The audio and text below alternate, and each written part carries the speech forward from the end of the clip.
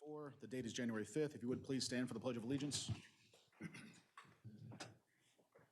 Pledge allegiance to the flag of the United States of America and to the republic for which it stands, one nation, under God, indivisible, with liberty and justice for all.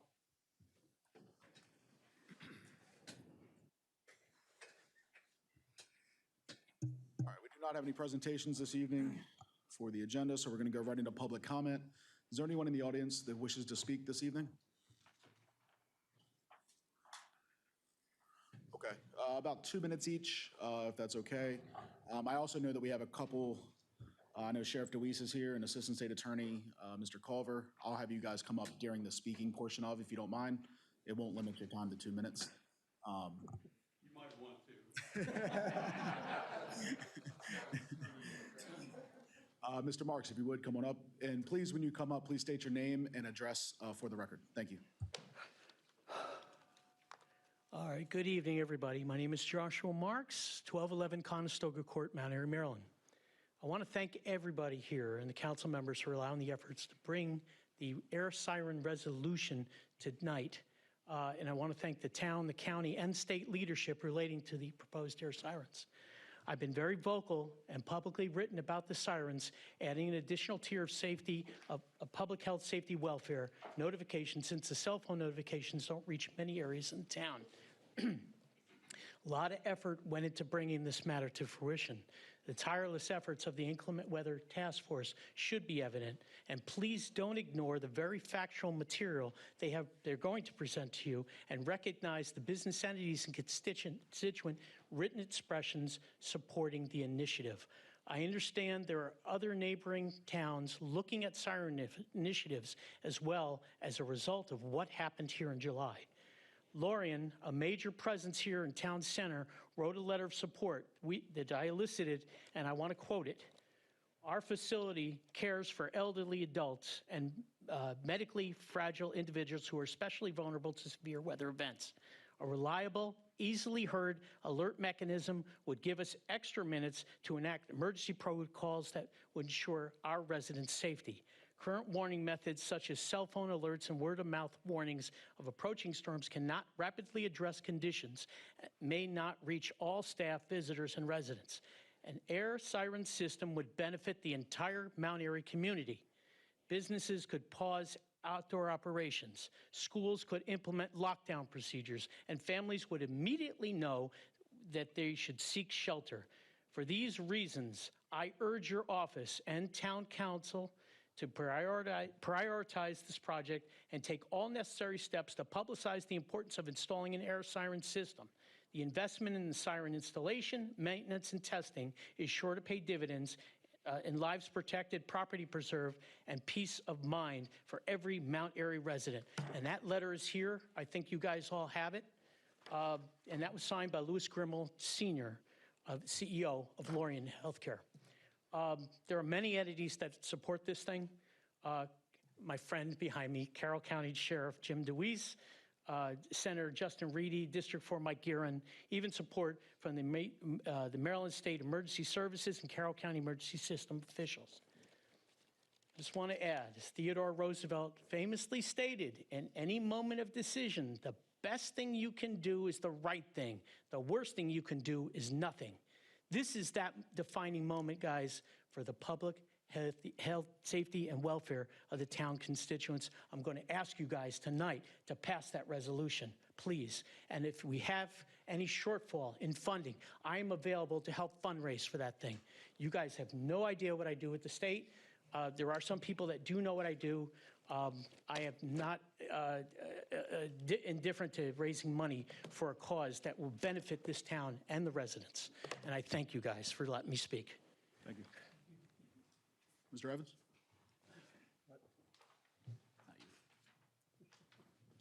Good evening. Wayne Evans, 16473 Old Frederick Road, Mount Airy. Tonight I'm representing Historical Society of Mount Airy, and it's going to be my pleasure to officially announce the 5 individuals who will be inducted into Mount Airy Hall of Fame, class of 2025. It is a significant honor to be inducted into the Hall of Fame. These inductees are being recognized for their body of work over many years. Indeed, some of these folks have committed years, sometimes lifetimes, of their time in service to our community. Many have served on town commissions, some as town council members. Others have committed timeless hours to service clubs, boards of directors for nonprofits, veterans posts, scouting, teaching, and community service groups. These folks have been nominated. Most of these people this year, the nominations were multiple. They had been nominated by a few different people, and the other people didn't know they were actually nominating the same people. So this is a distinguished list here tonight. A committee made up of Historical Society members reviewed the nominations on their own and then met to determine the 5 recipients. Those nominated but not chosen will have their names held over for consideration in subsequent years. Our inductees in alphabetical order this year. First is Martha Edmonston. Martha has served many years with the Kiwanis Club of Mount Airy.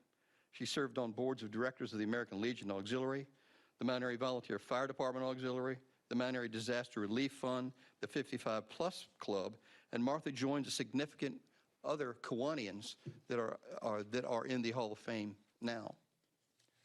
Our second inductee is Palmer Grody. Palmer retired as Mount Airy's resident trooper for many years of service. Palmer stayed involved with the town and still hosts Shop with a Cop every Christmas for the children. Our third is Mark Moxley. Mark worked for the town of Mount Airy and retired after many years. He was a business owner in town and also served on numerous town commissions. Albert Schmidt.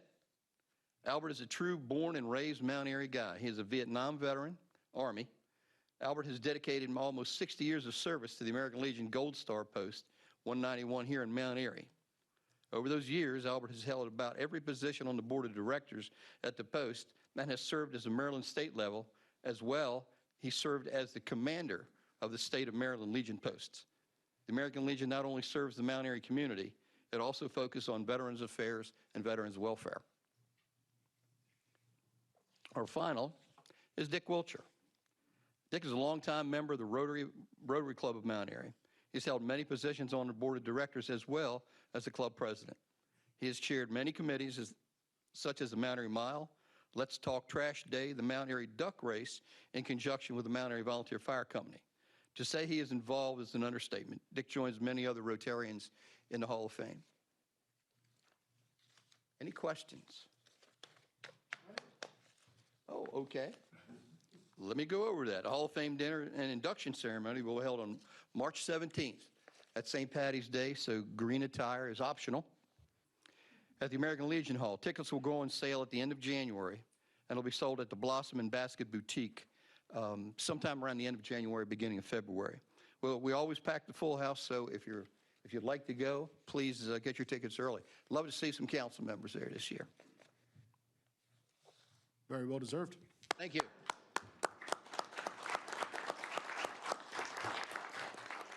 Congratulations to those 5 individuals.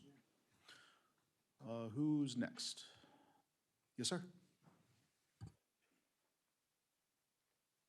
Good evening, Mayor, Council President, Council members. My name is Dwayne Cordery, 2516 Kings Forest Trail here in Mount Airy.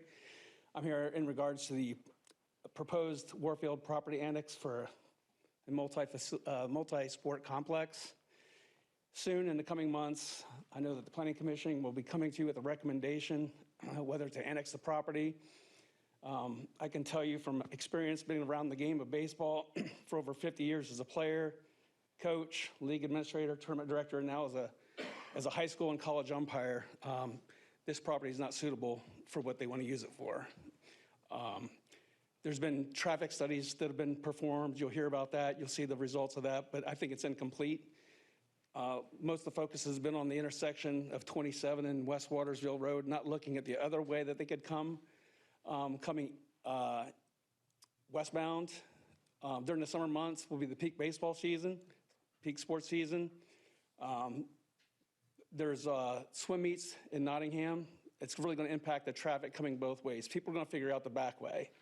There's also bicycle clubs that ride every weekend. So there's a significant safety issue for those folks.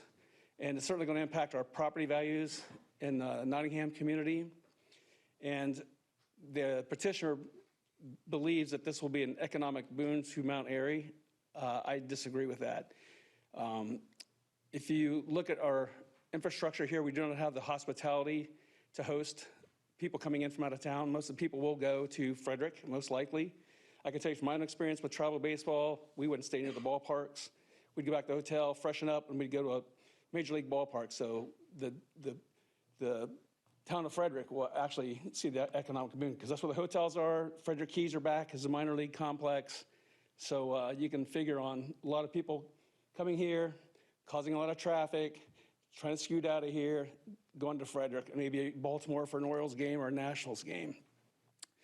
So I just also ask before you vote on the recommendations from the Planning Commission that you take the time to go to some local complexes that are similar to what they propose. Diamond Nation in Raritan Township in New Jersey is a 65-acre sports complex. There's also Patriots Park located in Fairfax. It's a 64-acre sports complex similar to what they're going to propose. I ask that you look at the routes of egress and ingress to the facility, the infrastructure surrounding it, and you'll see that this location here that they're proposing is not suitable. There's been a lot of talk about the planning, what they want to do. What I haven't heard at any of the Planning Commission meetings is what's the exit strategy? Because at some point they're going to get tired of it, they're going to retire, they're going to sell it, and you might even want to look at the Dominion Sports Complex in Ruther Glen. It's been through many owners, and if you look at the reviews, the facility is going to a dump. So I don't want that to happen to our community. So I just ask when this proposed annexation comes up in front of you, council, that you would personally take the time to visit at least one of those complexes. They're all within the 2-hour drive. Fairfax is just about an hour. Diamond Nation in New Jersey is 2 hours and 5 minutes. Thank you for your time. What was it? Okay, Diamond Nation in New Jersey, you already said that.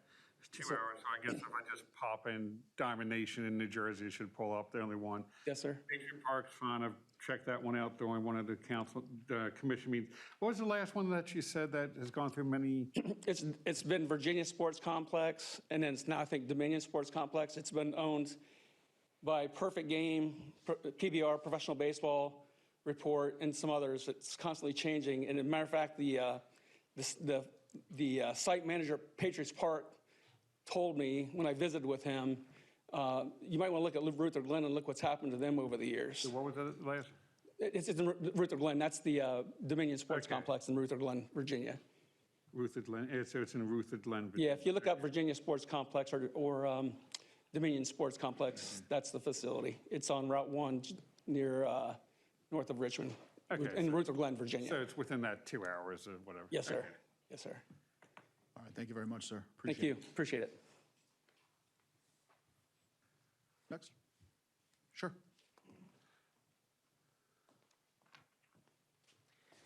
Michael Rash, 2508 Kings Forest Trail, Nottingham Community, Mount Airy, Maryland. Similar to what Dwayne was mentioning, I would first like to take the opportunity to address the council. And I would like to let you know that I've lived in Mount Airy for 15 years. Oh, sir, is that better? So, yeah. So I've lived in the town of Mount Airy for 15 years along with my wife and our 3 kids. I would like to make a few points also about the proposed Warfield annexation for the construction of a ball field facility. First, Nottingham, where I live, is easily in the top 3 largest communities in Mount Airy. Many families in Nottingham will be negatively impacted by the proposed annexation, especially those with young kids. All 3 of my kids have gone through the Mount Airy Public Schools, and anyone with young kids knows that the rigors of school schedules and knows the need for balance. The ball fields will disrupt this. Secondly, there will be no economic benefit to the town. People aren't likely to hang out before or after ball game events. There are no hotels, and there's very easy access directly to I-70 to go to other places. Third, the roads are not built for the traffic. As I'm sure are all aware, many accidents and issues have happened at the intersection of Watersville Road and 27 over the years. The ball fields are not compatible with the existing roads. Fourth, It is doubtful that city water services can accommodate 8 professional ball fields. My own water pressure is already low in my own home. Fifth, home values in Nottingham will likely drop. Again, Nottingham is in the top 3 largest communities in the town. One would hope that the town council would vote to protect our community, and I urge the council to do so by voting against the proposed annexation. Thank you. Thank you, sir. Yes, sir.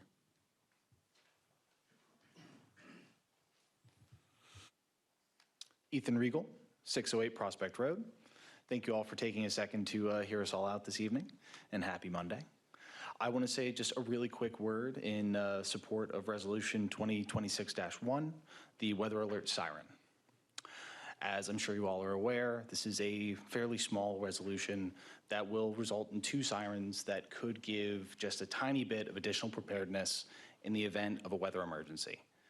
As I'm sure some of you are aware, I was an Eagle Scout, and one of our big things is being prepared.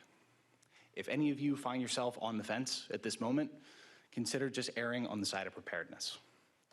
It's a large area we have here, and it's just a tiny thing you can do to help us be a little bit more prepared the next time disaster strikes. Thank you all very much. I hope you have a wonderful evening. Thank you. Yes, sir.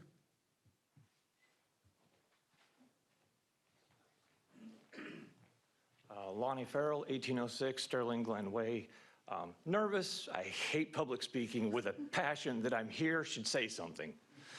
Okay, so horribly prepared because this only just kind of started up last night. Again, it's a recurring issue with our water system here. Well, again, last night, we go to take showers, we're getting muddy water out of our faucets again. Jason could even pull up the post on our local thing, show you the video that I took after we had put like 3 inches of water in the tub. It sat for 15 minutes. I drained it and then just sprayed water around the tubs to show how much dirt was in the tub. We made a post on the Mount Airy page. Misty took it down. We put a post on our neighborhood page. A couple of others chimed in. A lady with an infant. I couldn't figure out why my infant was dirty. This town apparently has no hydrant flushing program set up. No schedule for it, never does it. We call town, we get told, just run the water until it runs clear or don't use any water for 12 hours so it can settle. This happened right at shower time last night. You can't just stop life. I did some digging around. The right people are incredibly hard to get a hold of. But in Howard County, the Bureau of Utilities does 11,400 plus hydrant flushes a year. Every year they go through and flush every single hydrant. City of Westminster, 1 time per year, every single hydrant.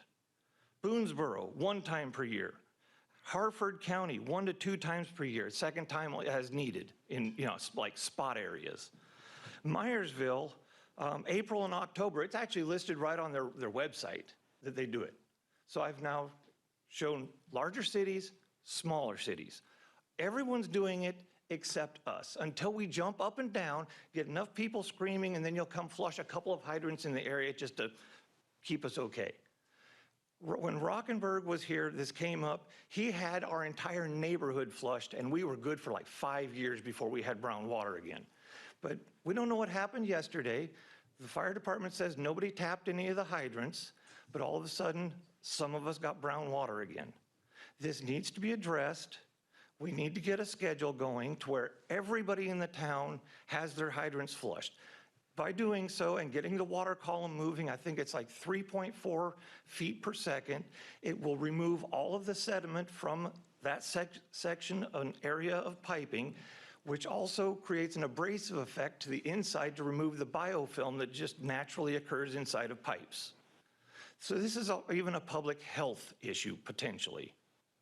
And what if someone just had surgery, they've got open wounds or something like that, and they go to take a shower and they get a muddy shower? I know saying muddy is a little extreme, but it's dirty and it's wrong. We're looking at having to raise our water rates by a significant amount. But we need to ensure that we all have clean water. at all times, not just when we jump up and down and shout and make until somebody comes to put a Band-Aid on it. It needs to be addressed wholly and completely. Additional side note, I urge you all to really consider this siren. The last time, we didn't know until after it was done.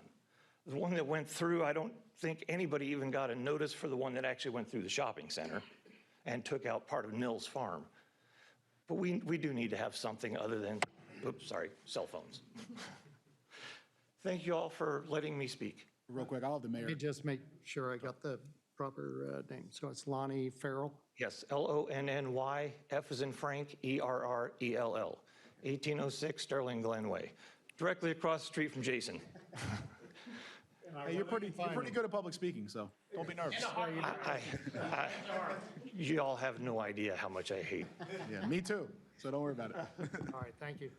I'll run into him. All right, anyone else for public comment? All right, next up, we're going to move on to our speakers portion. We do have two potentially pretty important speakers here. We have Sheriff DeWeese and Assistant State's Attorney, Mr. Alan Culver. If you guys would like to speak, please come on up. How are you, sir? Good, thank you for having me. Jason, were your kids dirty also last night, or you didn't say anything? No, you don't think so? They stay dirty. I know him, and I believe that. Thank you for having me speak, Council President, Mayor, and Council. Listen, real quick, the Chief does a wonderful job down here, and I certainly support his effort to enhance his canine unit. This is a unique area of the county. He's right. It's very difficult at times for us to get down here, so I fully support what he does, and his office does a wonderful job. I sometimes wonder if I need him more than he needs me, because they often come out and support my operations outside of town, but it's a wonderful relationship. And also, I want to tell you guys that I go to a lot of council meetings and the commissioners meetings, and I just have an immense amount of respect for the fact that you guys I only have to handle law enforcement for Carroll County. You guys get the diverse issues that you have to deal with, and the way that you handle business is pretty impressive. For the massive amount of money that you get to sit here and do this, it's very appreciated. So I have a lot of respect for what you guys are doing there. The early warning system, I'm not just the sheriff of the county, but I grew up down here. I also policed this area for a number of years since the early 90s as a state trooper with your future Hall of Famer, Paul McGrady, and a number of resident troopers that work through this town. And I'm also a South Carroll High School graduate, so I'm very familiar with this area of the county. And for the better part of 30 plus years, I've been involved in or have seen some really serious weather incidents come through here. The most recent incident with the unfortunate tragic death of the young child that drowned. And then I want to say it was November maybe of 18, the storm that came through that took off a portion of the TJ Maxx roof. I was down here for that with your former chief. And prior to that, for many years, the different weather incidents that have come through here where an early warning device would have really helped out for the town. I know that it's not a cheap venture. I will tell you this, and I'm not sure where you're at with the budgeting of a system like this, or even if you're most of you are on board with the resolution to look at purchasing this. But I will support the operation. I will support the venture with some asset forfeiture money.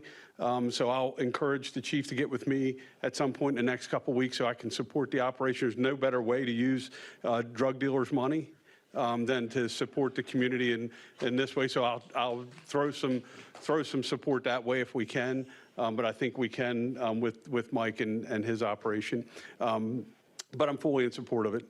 I think it's a good device to get that early warning out there, and like Josh said and your other speaker, and I get the same emails you get from Josh, so don't feel like I'm being slighted. I get them all too. So he's very passionate about the issue. I know he is.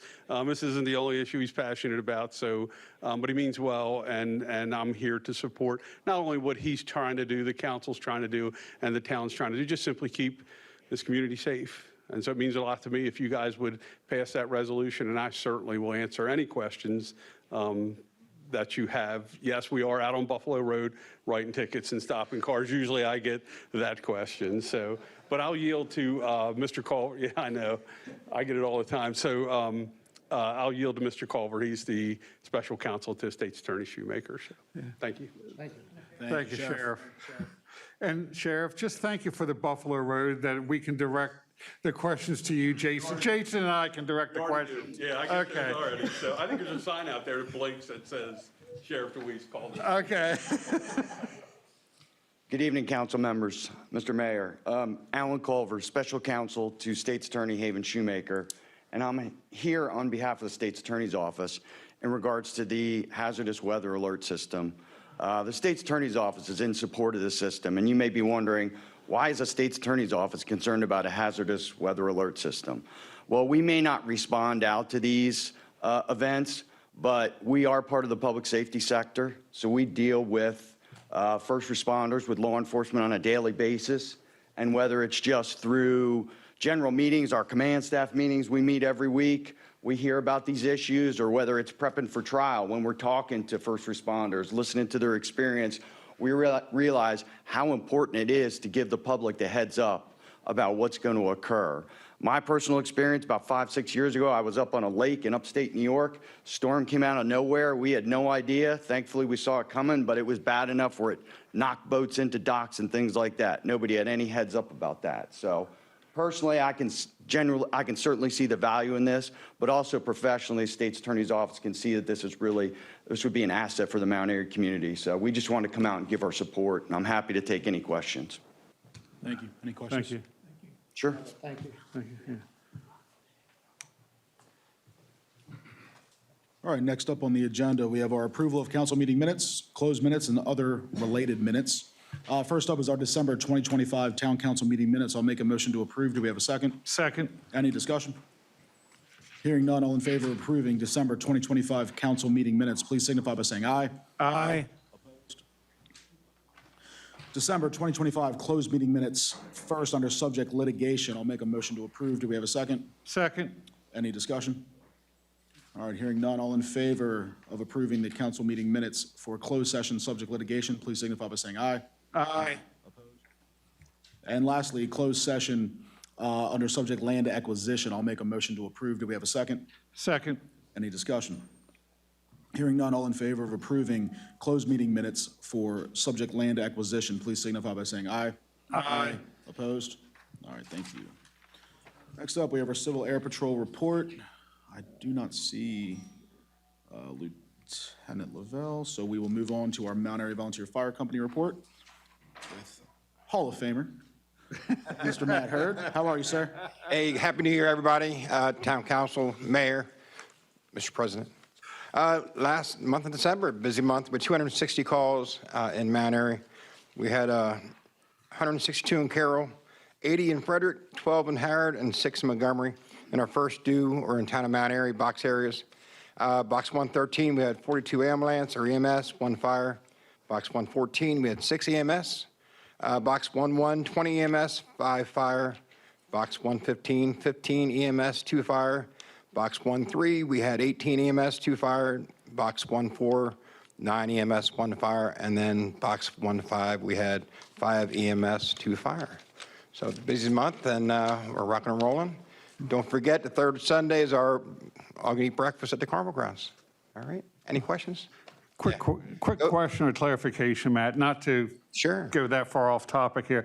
Yesterday, when Lonnie contacted the fire department, it sounded like you said, or not you, but the fire department said that no one drew water from any of the hydrants in that area. I just want to say, can you check to make sure that, because I was out test driving a vehicle for maintenance, and about 4:30 or something, no, it was about 2:30, 3 o'clock, and the tanker came down Buffalo Road somewhere. I know there was a brush fire yesterday, so Okay. I'm not quite sure. I reached out when I heard this, and nobody responded back to me, so I can't confirm Okay, if they yeah. drew from the hydrant or not. Yeah, I'm not saying that Mount Airy did it, but somebody, for another responding area could have done it. And that's why I was trying to reach out, try to solidify that answer, but I didn't get a right. response. Cool, thank you, I Matt. figured you were going to ask that question. Okay, I just want to make sure, because it's, whenever the neighborhood has it, But it's typically, usually you. when we do draw water, sometimes it stirs up a lot of stuff, and that's a very common occurrence. Yeah. So, and it does dissipate a short time later. Yeah, So, thank you, Matt. all right. Thank you. You have a question? Matt, sorry. I can't be the only one that's wondering this, so I'll just wonder out loud. What is going on this section of 70? It's just, it's 70/70. I mean, It just seems you so hear about it because we have a very great social media page, but it's all across Newmarket, Howard County. It's always tough. It's a very difficult stretch of road. You know, we had 2 calls yesterday. Obviously, unfortunately, someone lost his life between us and Newmarket. But, you know, it's The always. real question is there a real uptick in volume of calls or not really? It's just more? No, typically it's just no change of calls to That's- 70. that's the real It's still the question. same. Yeah. Yeah. Thank you. All right, thank you. Next up, we have our Mount Airy Police Department report with Chief Ginevra.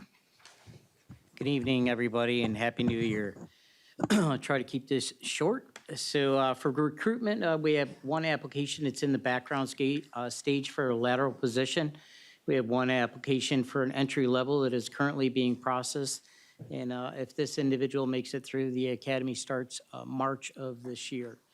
For MAPD, our increased productivity overall, and I'm sure everyone's seen the numbers, but just to go through it for those that didn't see the numbers, for 2025, for citations, it was 1,092, traffic warnings, 2,061, DUI arrest, 27, safety repair orders, 372, traffic stops, 1,475, traffic arrest, 150. For our Part 1 Group A crimes, there was a slight drop in the crimes, which is great. Those are your serious offenses.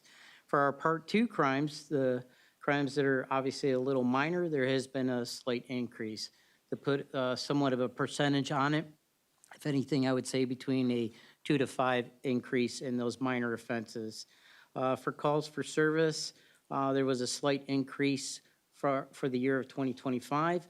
And this information is from 2021 to 2025, as statistically is shown on those graphs there.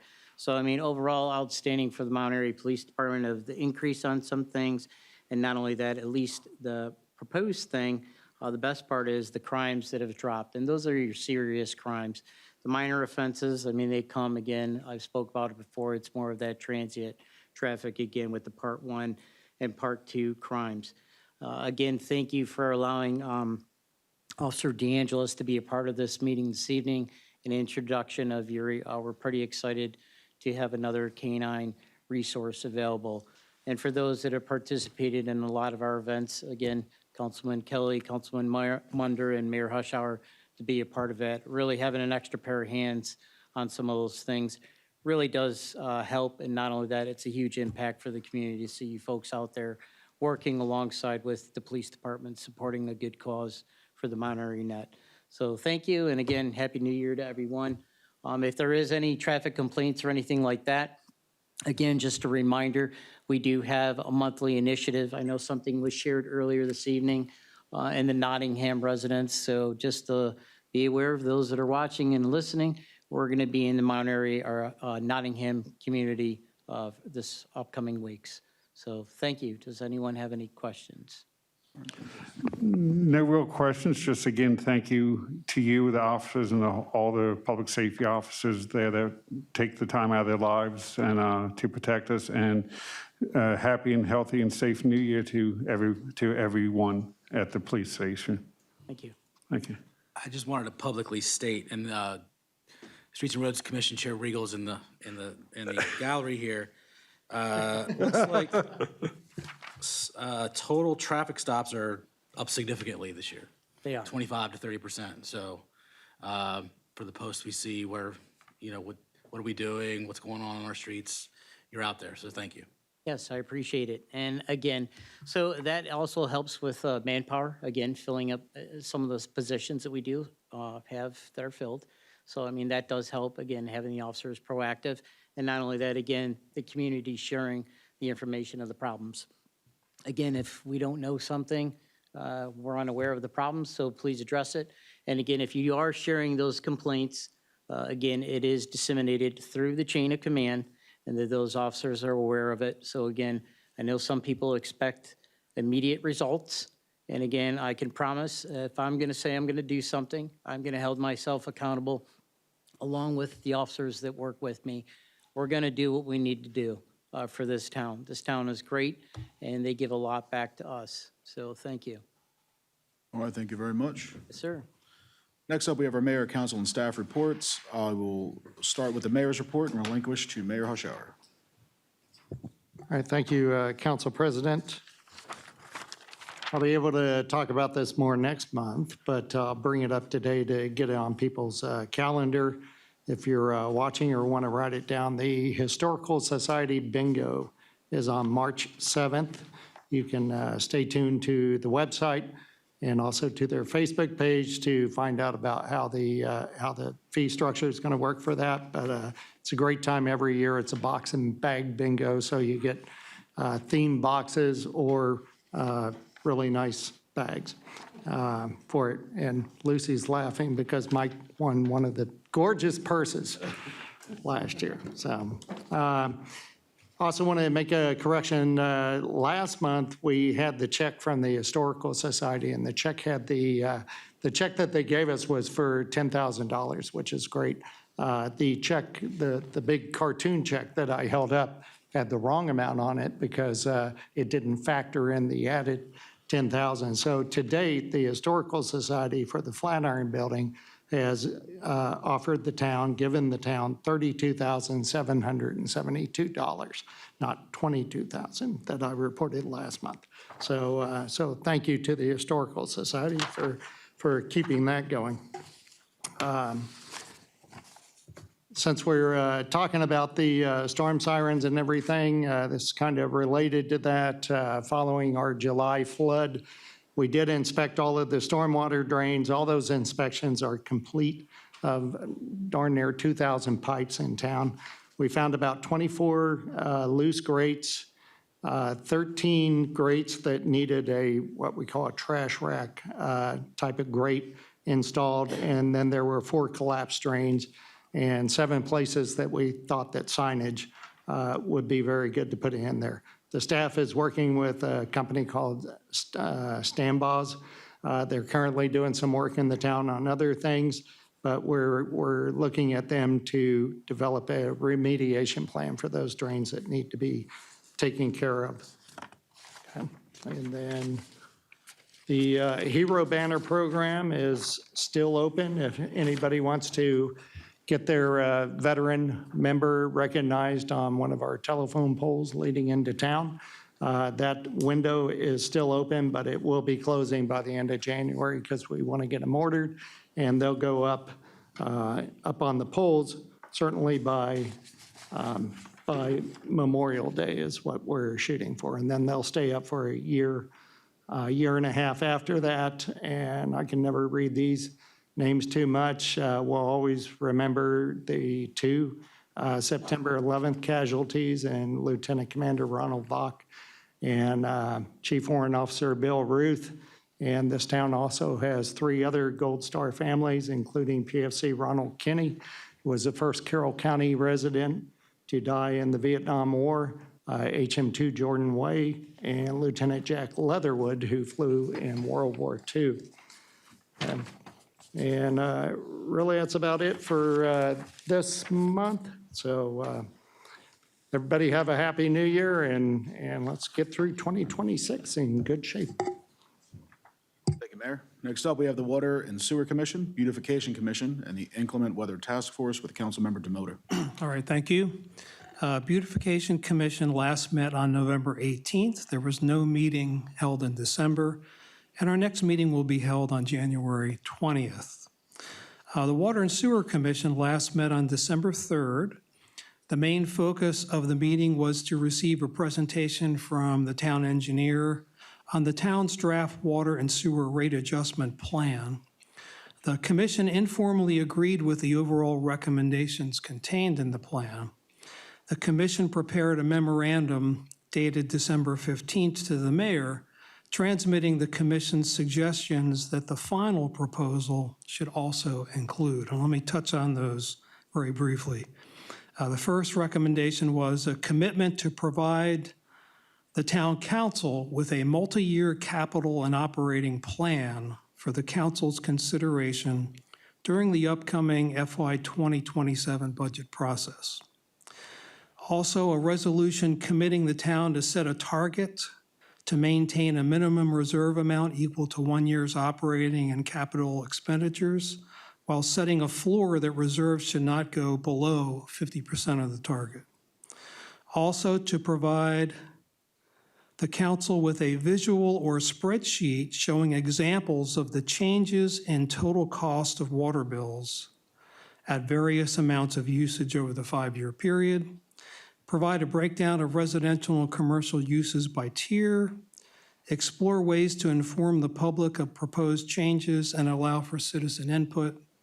And lastly, consider ways to ease the financial burden on users under financial stress, in addition to providing the list of civic organizations that may be able to assist users. The draft water and sewer rate increase ordinance will be presented and reviewed by the commission at our January 7th meeting, which is this Wednesday evening. The commission's also in the process of reviewing a draft memo from the mayor that will be sent to all town residents regarding the status of PFAS and actions being taken to address them. The commission will be discussing its review comments on this final draft also at the upcoming commission meeting on January 7th. And regarding the inclement weather task force, we last met on December 17th. The meeting centered on preparations for a task force presentation that they will be making this evening to the council later this evening regarding seeking the council's support and passage of Resolution 2026-1. And I think you'll be hearing more from them about their rationale for and the public safety benefits of a weather alert siren system for the town. The next meeting of the task force is anticipated to take place sometime in the next several weeks of the new year to discuss next steps on this initiative. And that completes my report. Thank you. Thank you. Next up, we have our Planning Commission with Councilmember Kelly. Thank you. The Planning Commission did not meet last month. The next meeting is coming up at the end of this month, January 26th. I want to make a note that there will be a public hearing before that meeting for public comment on the Mount Airy portion of the Carroll County water resource element. And real quick, what that is that's a portion of the comprehensive plan from Carroll County, and it aims to align future growth, planned future growth initiatives with water supply, water demand, and the resources that go along with that. So that public hearing is being scheduled for just before the next Planning Commission, which is again on January 26th. That's all I have. All right, thank you. Next up, we have our Streets and Roads Commission, Commission of Aging and Livability, and the Flatiron Task Force with Councilmember Munder. All right, thank you, Council President. The Streets and Roads Commission has not met because we only meet on odd months. The next meeting will be this month, the last Tuesday of the month, which will be, sorry, I just had it up. And the last Tuesday of the month at 7 p.m. here at Town Hall. I will be bringing a comment from a citizen regarding the intersection, the Walmart intersection in Ridgeville Drive by Arby's. There might be some concerns with pedestrian crossing happening there.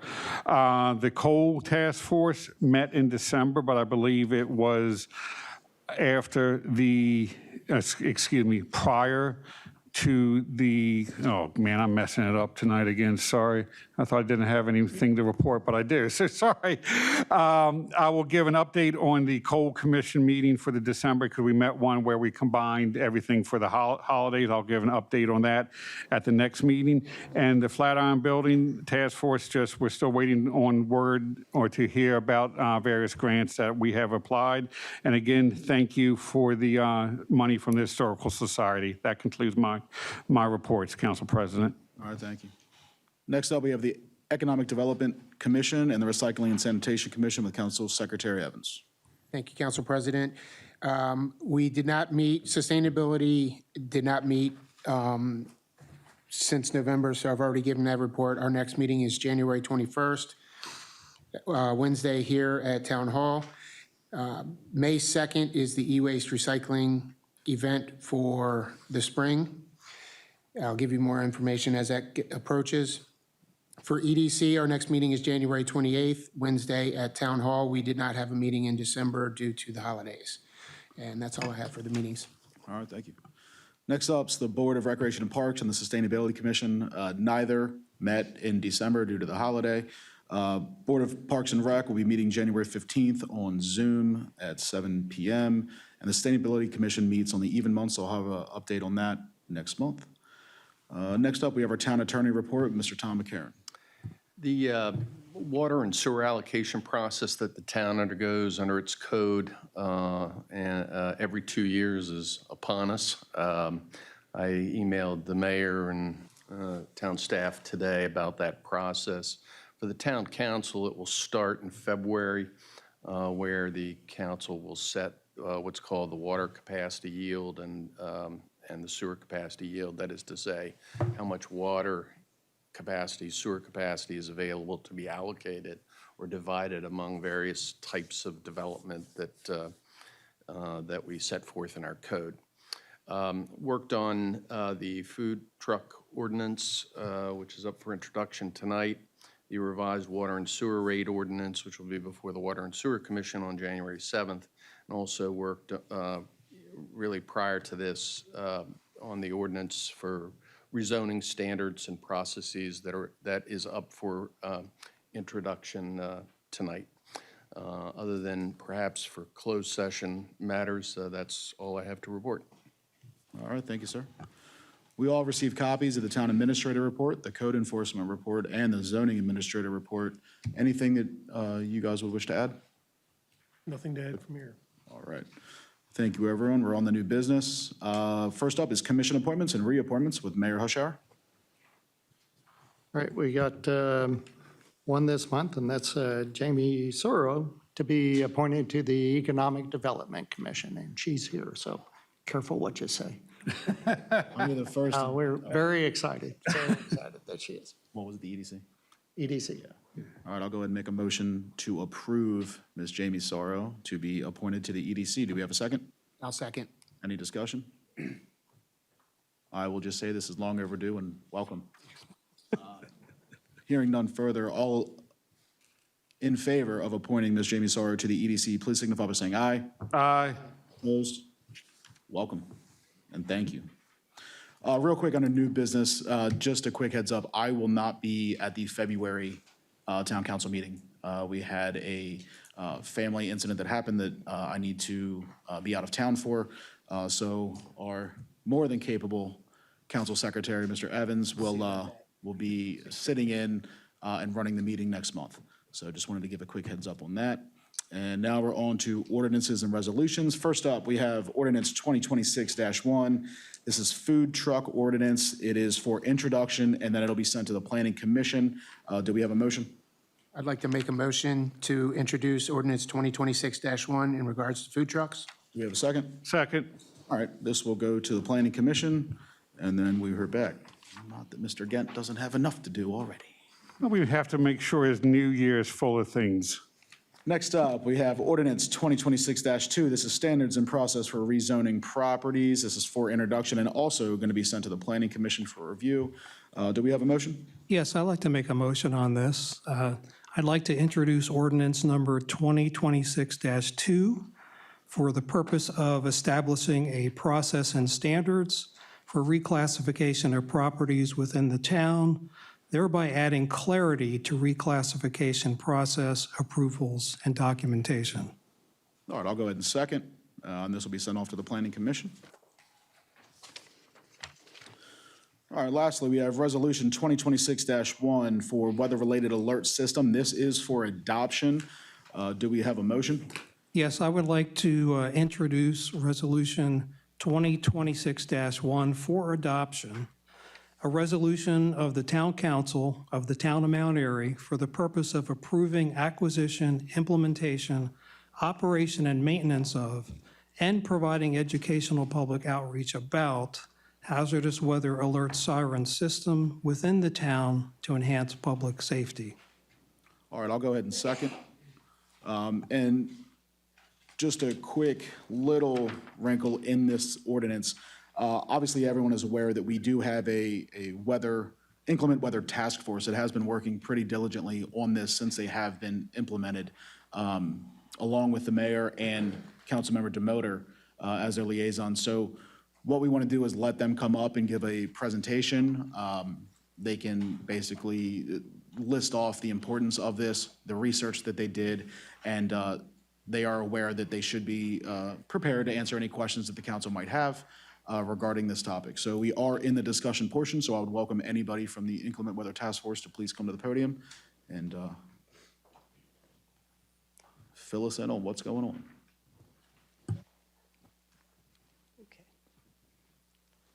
Mayor and members of council, thank you for taking the time to let us speak tonight. My name is Lucy Regal, and this is Jack Rudden. We are here representing the Inclement Weather Task Force to ask that you pass Resolution 2026-1 for acquisition of a hazardous weather alert siren system to enhance the safety of our town.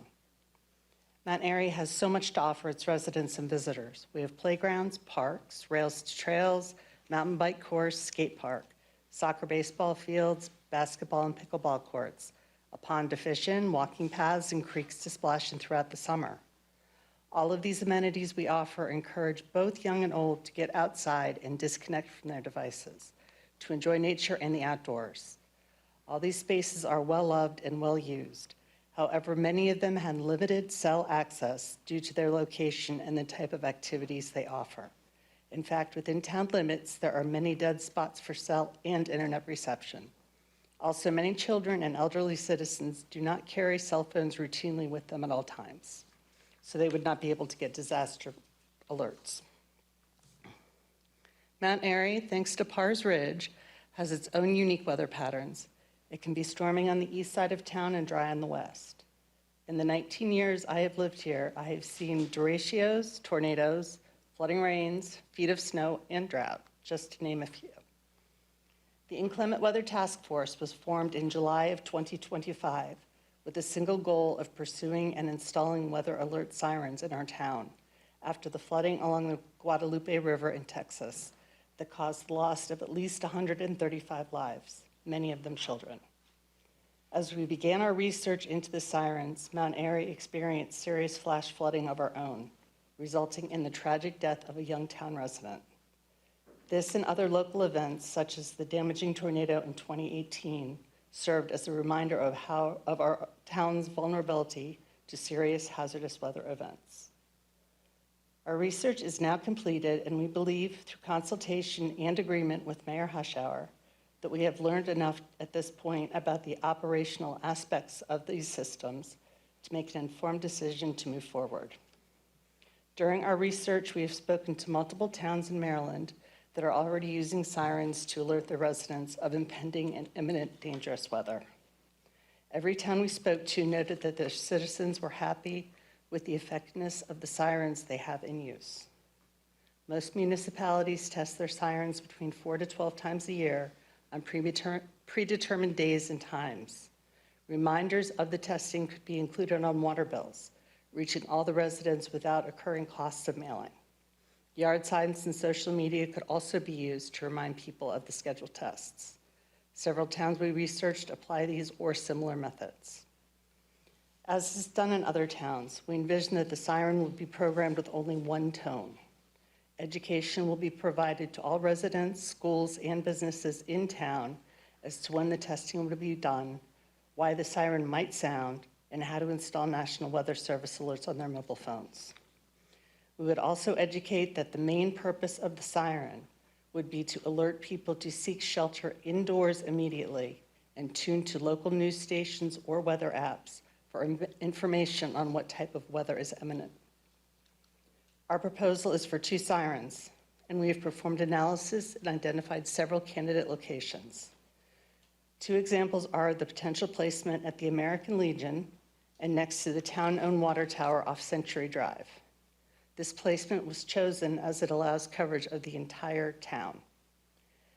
As is done in other towns we researched, the sirens could be activated through county emergency operations centers when a National Weather Service severe weather warning, not watch, warning, is issued. It would only be activated by tornado warnings, considerable and catastrophic flash flood warnings, or destructive thunderstorm warnings.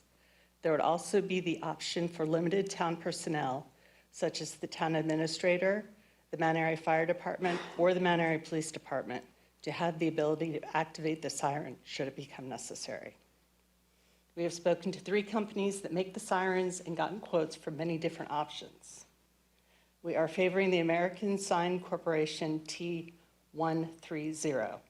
We have been quoted for this purchase, installation, and training for 2 sirens of $93,500.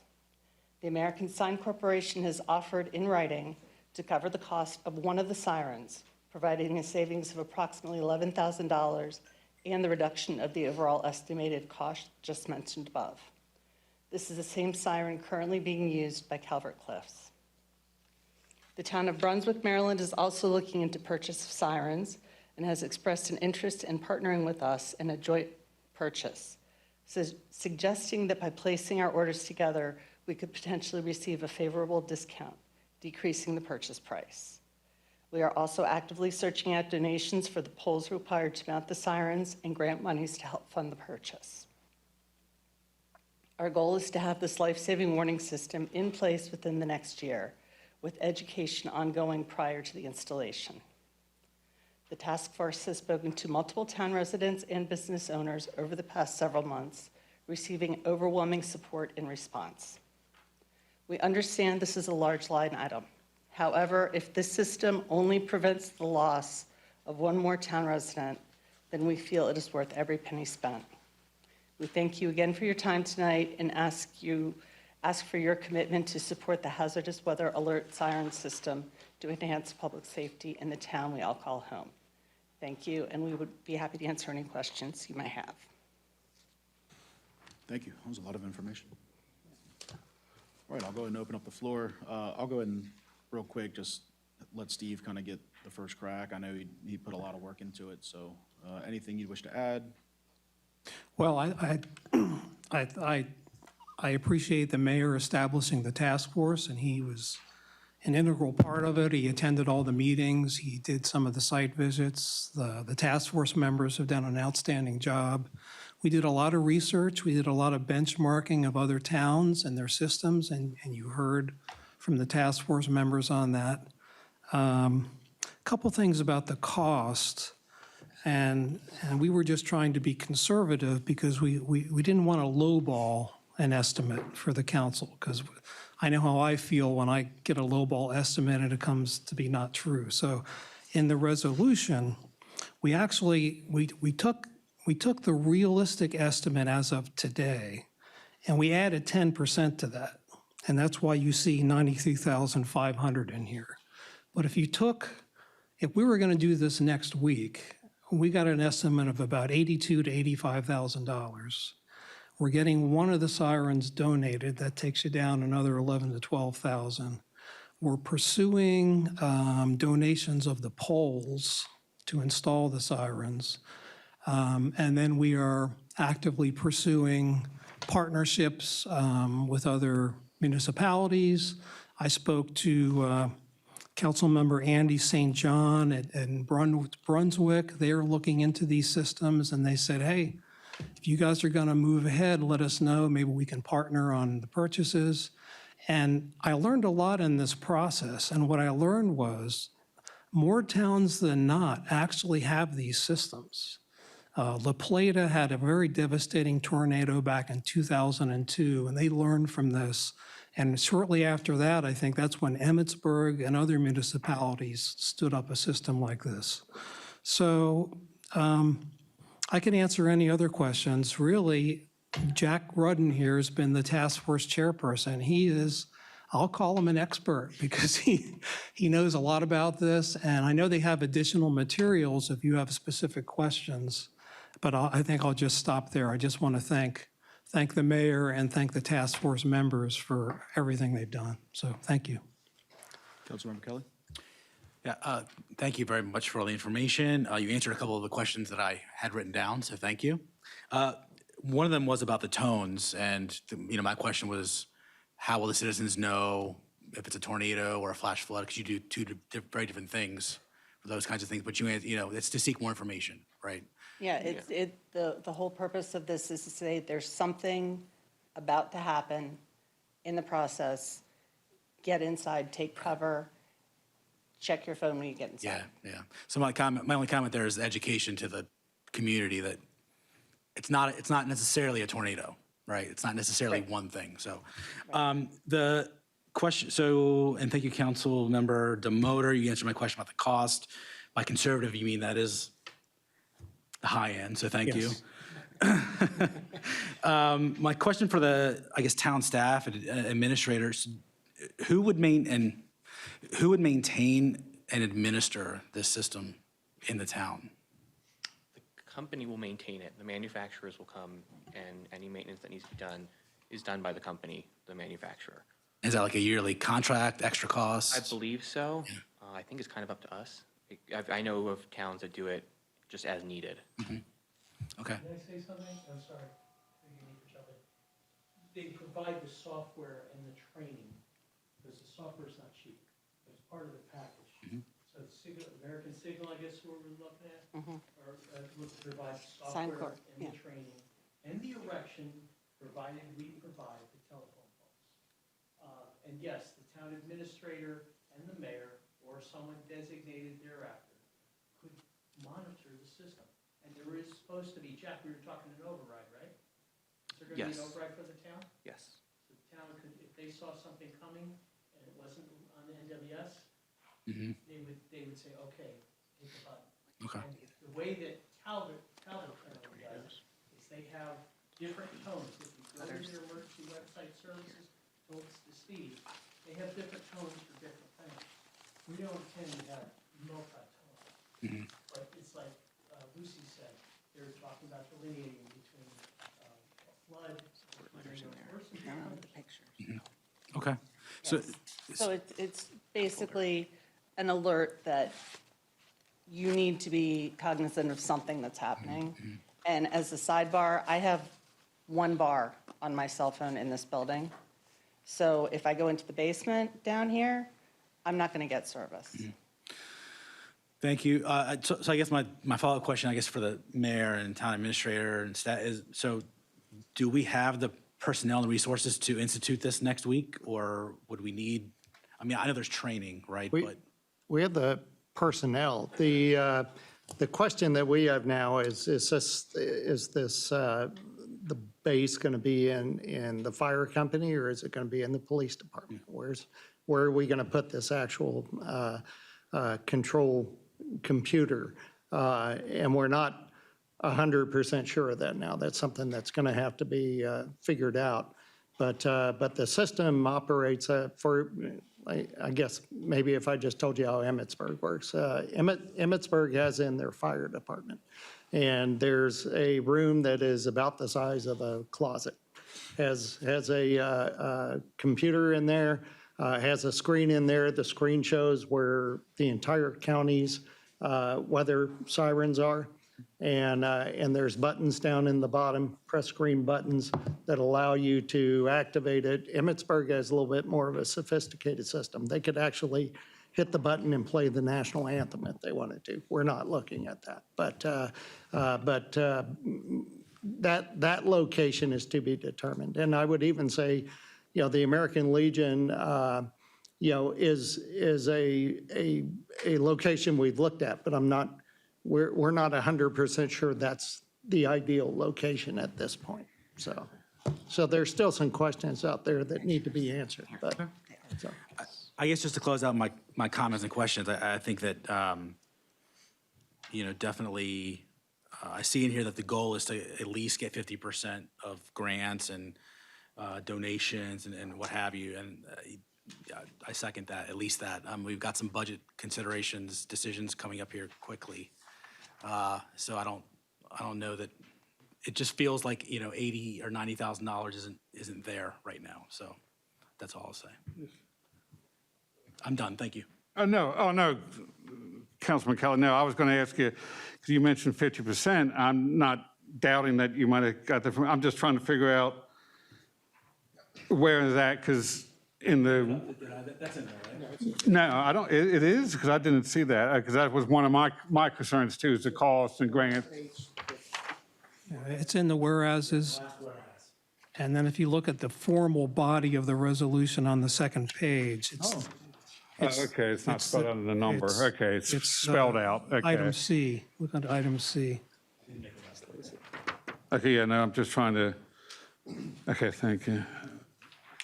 That's what's going to, okay, I'll look at that too. Oh, no, I understand the grants, private sector donation stuff. I just was looking for the number. I see that the 50% is spelled out. It was not in the number, so got you on that one. So I appreciate that.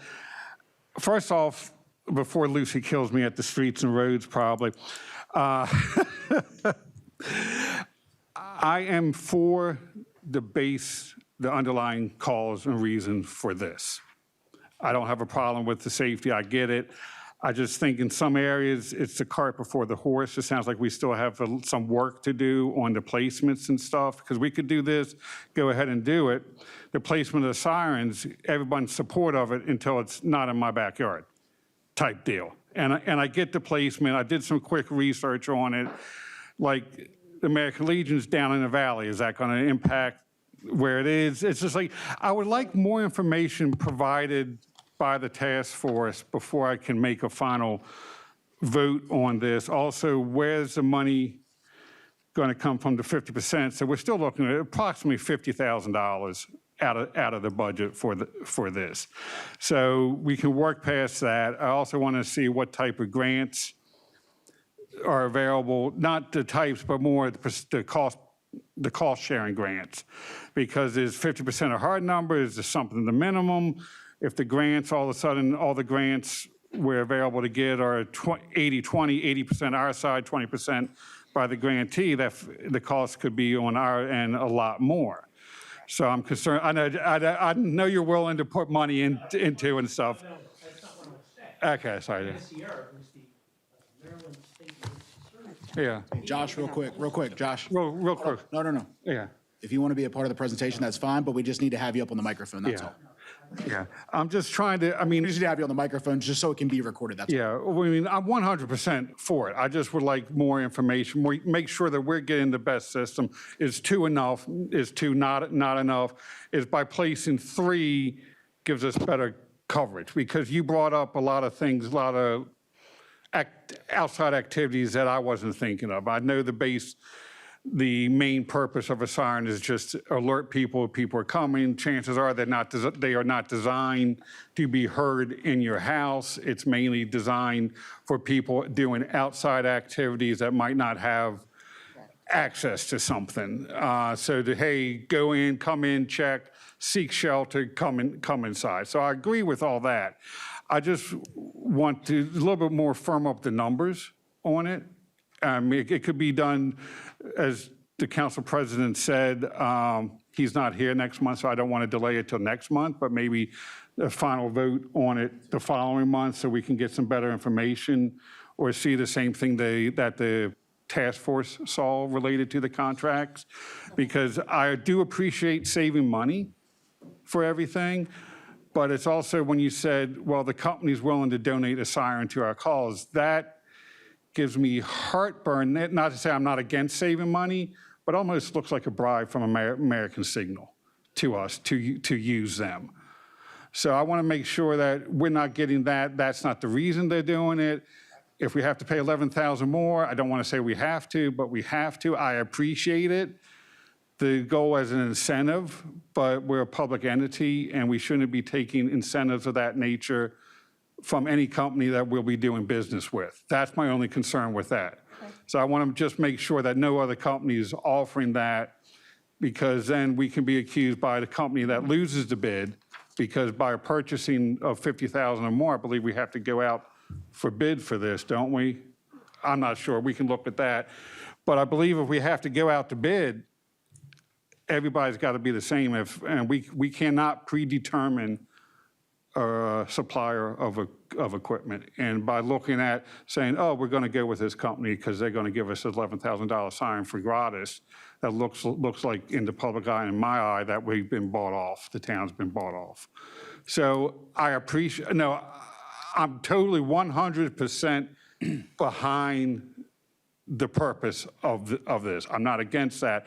I just believe the whereases need to be straightened up a little bit. Some of that's giving me heartburn just due to some of the phrasing in it. And it's basically saying we're responsible that no matter what, if we can't come up, we commit to purchasing these, we commit this to doing it, and we need to come up with the money. Right. And we might not have it. We're raising the water rates. We've got a $250,000 payment coming up for this year that we have to start fighting over with the fire department. I mean, I would love to donate, reallocate that payment from the fire to some of that to our police and to this. But we might not have that $50,000, $60,000, $70,000 right now to do it. I'm willing to commit to providing the support of my council, not my council, the council, me as a council member, and everything else. But I just think this needs a little bit more work. I'm willing to work on it over the next couple months and bring it back up in March for the final vote. By that time, we just haven't, and you just gave us all this information tonight, too. Right. So that's my. Council President. I think the mayor had. Yeah. I don't want to go into argument. That's just my thoughts on it. There's no argument. It's, Yeah, it's, not it's with a you. discussion. Well, Yeah. with any of us. Logistically, maybe if I explain how this would play out. Let's say this resolution passes tonight. We're beginning work on the budget for 2026-27. Okay, that will come up in May, which means it's got to be introduced in April. So between now and then, along with staff, I'm going to be putting together the budget to present to the council. Normally, what we do when we're very concerned about grant money or some sort of a 50% offset, we put all the money in the budget, and then we put a note to the side of it that says, depending on if we get a grant or we get donations or something like that. If this resolution passes, that's my intent, is to put in the $93,500 into the budget, and the council passes the budget, so you guys can, manipulate that annotation to the side any way that you want to. And certainly, as we go through the budget process, I'm going to have to look at, where can we get this money from? And maybe it is negotiating with the fire company. Yeah. I'm not sure. But until the resolution passes, it's that's kind of like the first domino. Yeah. Is getting the resolution through. That's all I got to say. No, that's fine. Thank you, Mr. Mayor. Council President. Yes, sir. Go ahead. So a couple comments. First of all, so this resolution was prepared, vetted through the task force, vetted through the mayor. The mayor reviewed this and signed off on this as well. So in terms of the wording, this has been heavily coordinated. Secondly, I want to remind my fellow council members what a resolution is. A resolution isn't a law. It's not an ordinance. It's a resolution. What is a resolution? A resolution is a statement of an intent to act. It is a statement of a commitment to take an action. And that's what this resolution is doing by the definition of what a resolution is. And I think the point is that I tried to make, and the task force members have made, is we've done enough research now to understand more than just the lay of the land. We have a good understanding of how these systems operate, what the caveats are, how they were received by the citizens in the municipalities. So we are at a decision point. There's not a need for more research at this point. This is the time to say we are approving this resolution because we are taking an intent to act. We are making a decision, a commitment to pursue these systems, to acquire the funding, and to move forward. That's what a resolution is, and that's why it's up for adoption tonight. I would not support kicking this down the road and wordsmithing some whereas statements. We have enough information right now to make a commitment as a council. We're either going to move forward or we're not going to move forward. The granularity of details on how this thing will operate will get refined and sorted out as we continue to pursue it. But we can't take those next steps until we make a decision to act. Those are my comments. Council President, may I hear? Because it sounds like you... Not yet. Okay, go ahead, sir. Okay, sorry. So one last thought and question that has come to mind from some of these comments.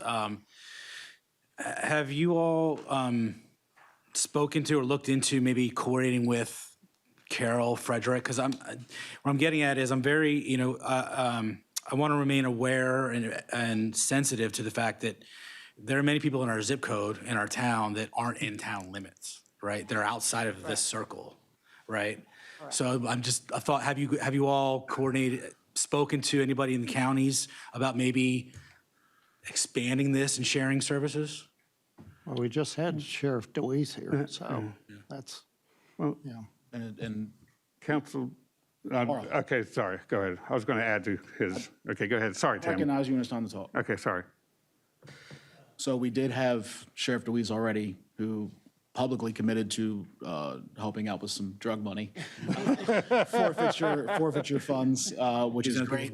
I also, I know Commissioner Guerin from Carroll County was heavily invested in as well. So I think that's a positive thing. I don't know as far as the Frederick County side. I haven't heard, but I'm sure.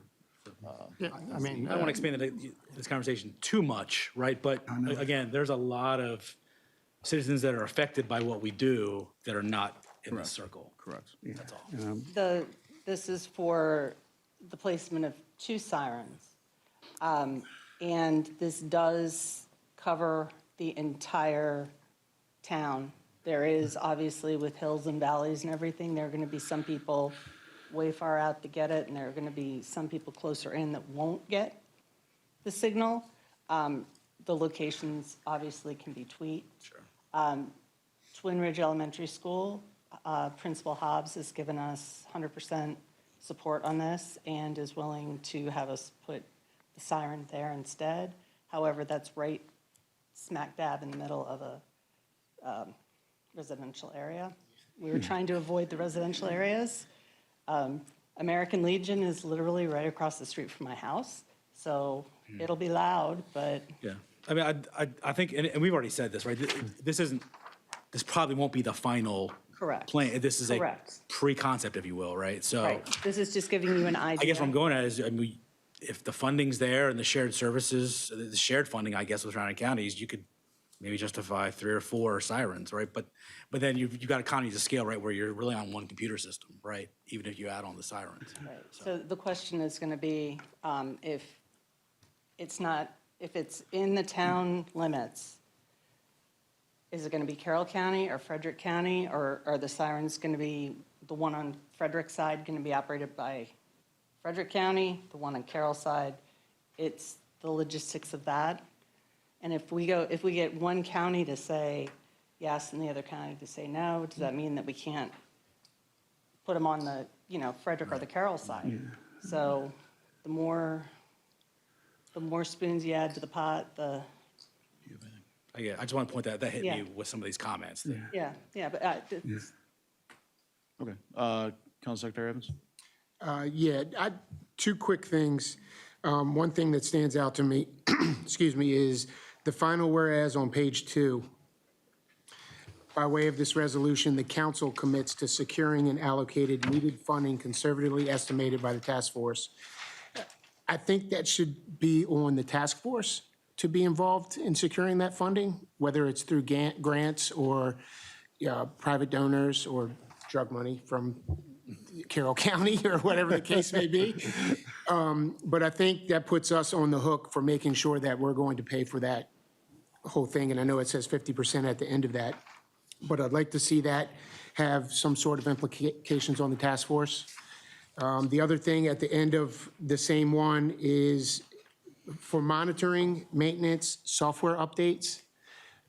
is that price, is that cost included in all of this money? Or is that something down the road where American Signal or Siren could come back and say, no, we're raising the cost on the maintenance plan? Or how long is the warranty? Is it 1 year, 5 years, 10 years?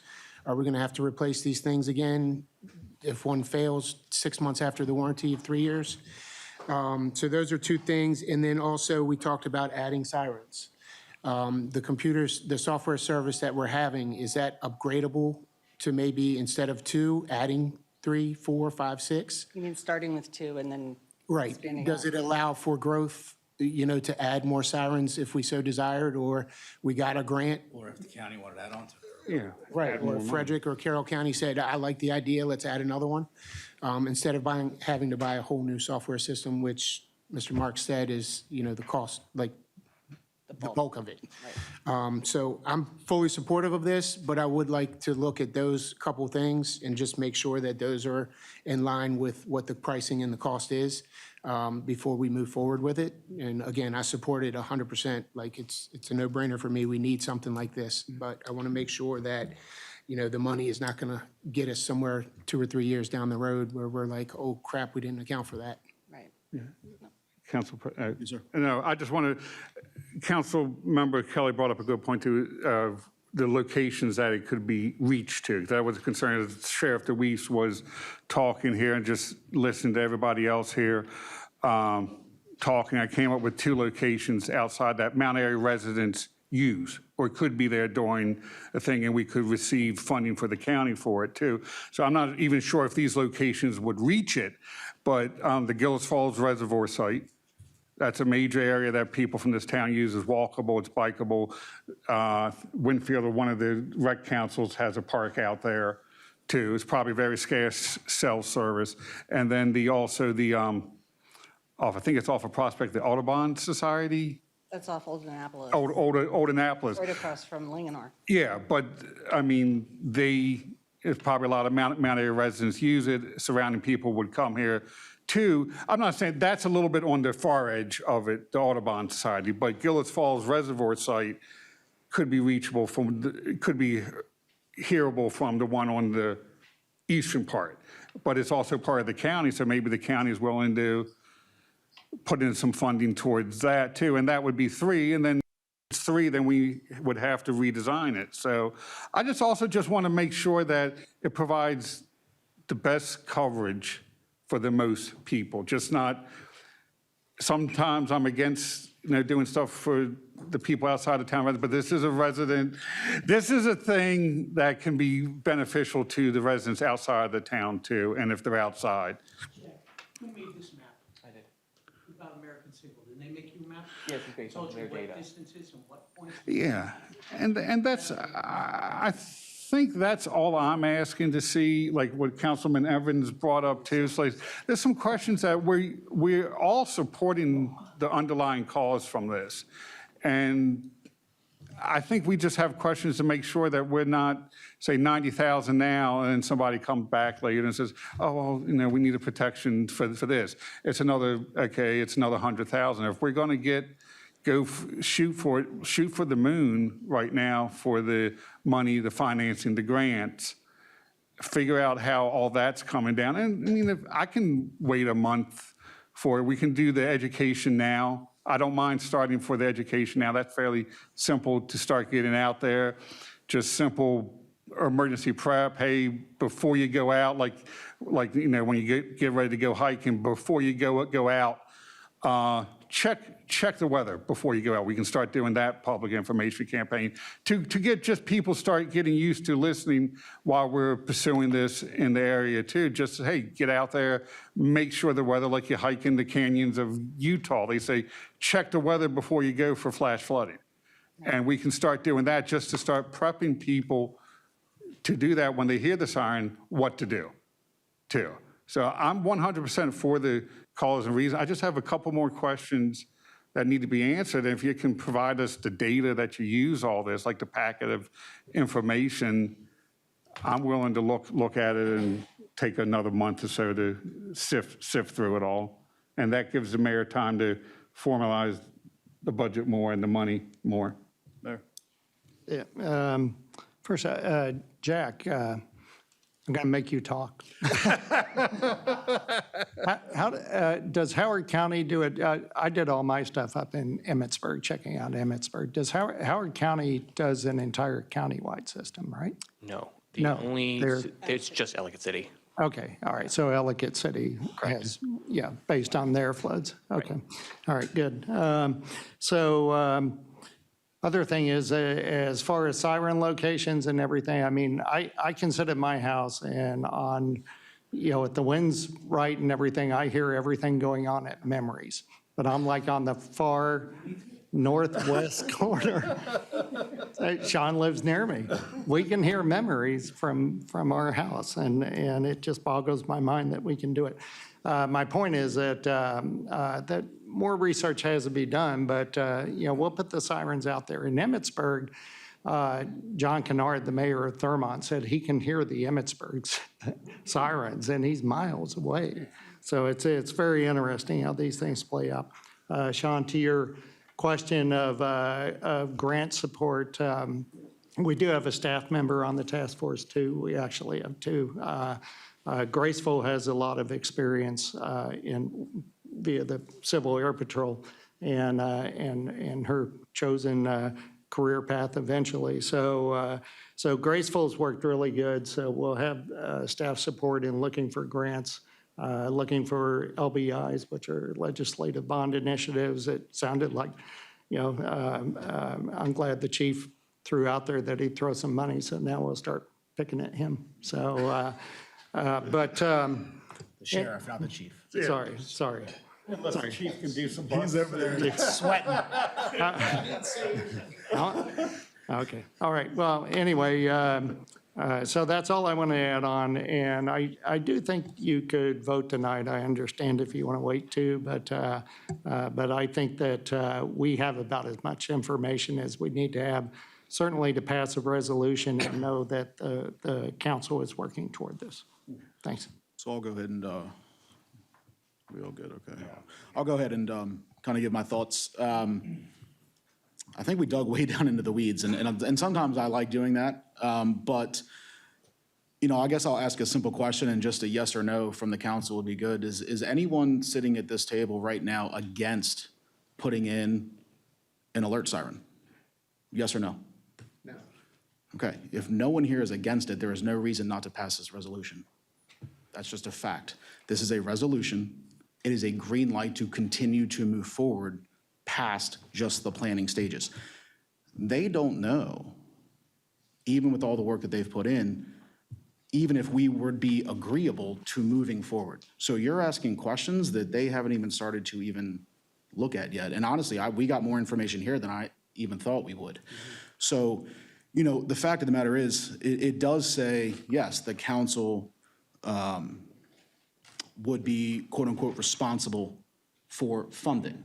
But it also says that they would be looking for, encourages town staff under direction of the mayor to pursue outside funding sources through partnerships with other municipalities, government entities, grants, private sector. That is the very last subset of the ordinance or of the resolution. So, clearly it's not going to be a $93,500 venture for the town of Mount Airy. And if it was, every single person sitting at this table, when we go through the budget, has the right and the ability to slash that budget then. No, go ahead now. So you're asking for hard numbers when hard numbers do not exist yet. The purpose of this resolution is to say, yes, we all agree. Yes, this is something that is needed, and yes, this is something that is worth pursuing more than what we have already done. If you don't agree with that, that is the only reason to vote against this resolution. The questions that are being asked are going to be answered as we go through the process. So like Councilmember Kelly said, we are in quote unquote pre-concept stage. You don't know the minute details during the pre-concept stage. So if we as an entity agree, yes, this will help our citizens, yes, this is something that is needed in Mount Airy based on our history, then it's a very simple vote. If things don't turn out the way that they hope, then we have every right as a council to cut the budget when it comes up. And we will have more answers in May, I mean, we're sitting here in January. In May, when this comes up, we will know exactly or close to exactly what that budget line item might be. And then we can ask the questions that are actually black and white. You're asking volunteers that have been working tirelessly since July to do something for the entity of Mount Airy and drilling them like it's their job. It's not. What you guys did, the hours you guys put in, and the information that we got is very valuable, and it's welcomed. So thank you. It is something that is needed, and the details are not being finalized through this resolution. The idea and the pursuit of the idea is being finalized through this resolution. So there is nothing in this that holds us to anything. So I will not vote to extend this into any further months. And I think if anyone here was actually concerned about it, you should have stated that when I asked the question, and nobody did. So as far as I'm concerned, it's something that's needed. And I'll tell you a quick little story. In 2018, when that tornado came through at the TJ Maxx, a lot of people know that I coach football. Well, we had it was a Friday night. We had a Friday Night Lights game set up with our flag team, which consists of 4- and 5-year-olds. Linganore came over, and there was 53 kids on the field. And I don't know if you remember that night, but I do. It was actually a very nice weather day, all the way up until the point that it wasn't. And at that particular carnival grounds, service is very, very limited. So there was no warnings, there was no nothing. In fact, my wife and my daughter were in the TJ Maxx when that happened. So, and we were right across the street at the carnival grounds field with 53 4- and 5-year-olds. A weather alert system like that, there is no questions asked. You leave the fields, you get where you're going, and you get inside. There were people stuck on the road because once it started to come through, it happened like that. And people are stuck on the roads or stuck in their cars. Luckily, nobody got injured, et cetera. But I like being proactive, not reactive. And I think even now we're still being reactive. This probably could have been done a long time ago. So, my personal thoughts, we don't need to extend this. We're not inking anything right now. We are saying that, yes, this is a great idea. Yes, this deserves more pursuit, and you have our support in that. Clearly, are we sitting here saying that we can give you $93,500 right now? No. And honestly, you're not asking for it. So, but I can tell you that if we had to, I'll do whatever I can to find it. Because there's a lot of things that probably aren't as important in that budget that can get cut to make sure that this happens. So all these little minute details and stuff, if you guys want the fine details, go to one of their meetings. Ask the questions there, put an input there. Don't expect them to drop it in your lap. If you want to be a part of the solution, then go to the meetings and be a part of the solution. But I don't expect them to come up here and give me every single detail for this resolution. So those are my comments. If anyone else has any more things to add, then that's fine. If not, I'm comfortable to vote if everyone here is. I just want to say thank you for that clarification and put it out there that wouldn't, I just don't want people to come back and say, if we have a discussion about money later, that, oh, we supported it now, but we don't later. But you indicated that, got it out there, that saying, we're not saying you're not coming here to ask for $93,000. We're not guaranteeing it. There will be discussions over it. So if all of a sudden we're not, say, during the budget cycle, we're not saying hammering it, but it comes up to question a lot where we stand on stuff, or the mayor, it's not because we're against it at that time. We just have further, more detailed questions related to the funding and the budget and things of that nature. That's one of the points. Sorry, I was long-winded. That's just some of the stuff I wanted to get out there too, because it's like, and on a side note, if we're not allowed, when stuff like this comes up on whereases and stuff, we as elected officials do have the right to talk about it and make changes and question whereas statements and anything in a resolution or ordinance. I did not like that put out there, that we have to take this, that a couple people vetted it and we all of a sudden have to take what's vetted.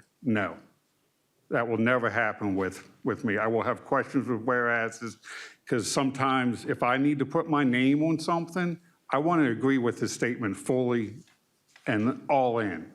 And if I have questions with the whereas, I will wordsmith it or ask to wordsmith it. So thank you, Council President. Yeah, and that's fine. I don't think anybody's sitting there forcing anything on anybody.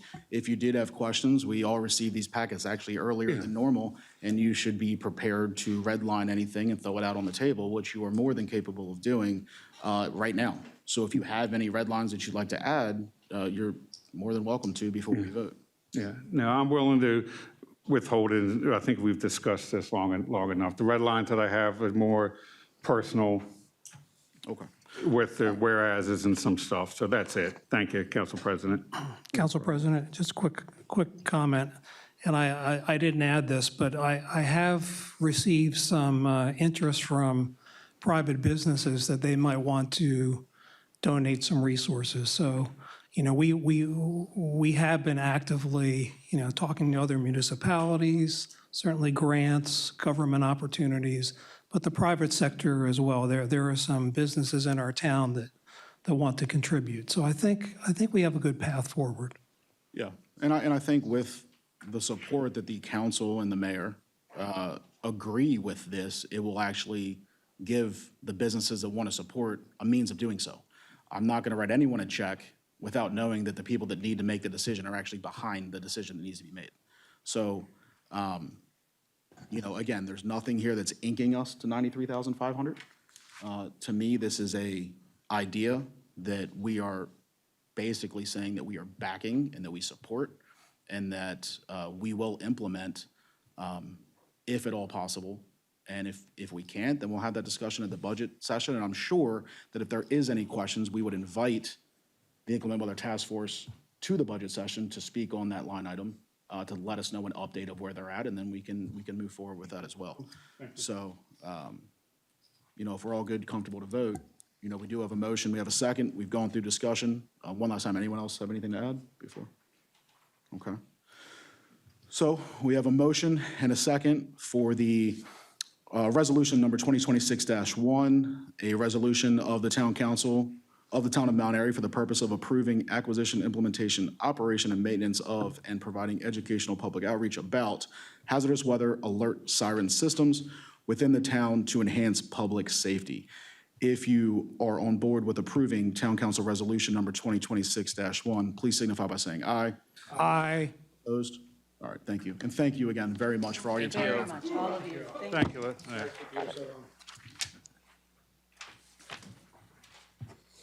All right, we don't have anything under unfinished business. We will now move into closed session under statutory authority, general provisions 3-305B7. This will be litigation, and 3-305B3 for land acquisition. At the conclusion of that closed session, this meeting will be adjourned. We will roll call into closed session. Councilmember Demoter. Aye. Councilmember Munder. Aye. Council Secretary Evans. Aye. Councilmember Kelly. Aye. I am an aye as well. Thank you, and we'll see you next month. Happy New Year, everyone.